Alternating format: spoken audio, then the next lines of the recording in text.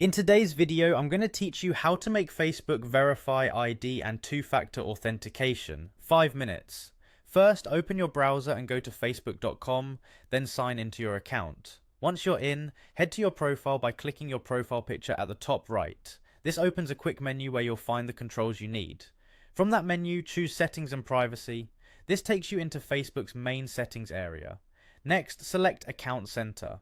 The Account Center is where Meta manages security and identity across connected profiles, so it's the right place to verify your identity and handle two-factor authentication in one flow.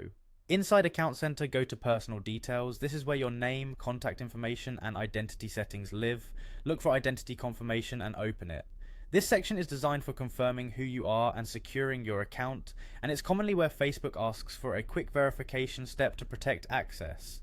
Click Get Started. You'll be guided through a streamlined flow. When prompted, choose the reason you're confirming your identity or securing your account. Picking the option that best matches your situation helps Facebook apply the correct checks.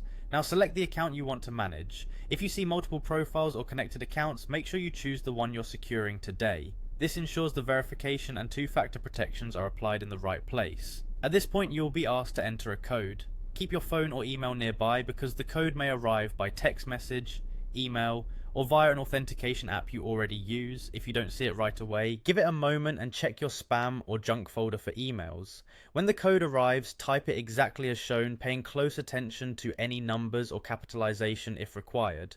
After entering the code, click Continue to finalize the process. You should see on-screen confirmation that your identity check and security step have been completed.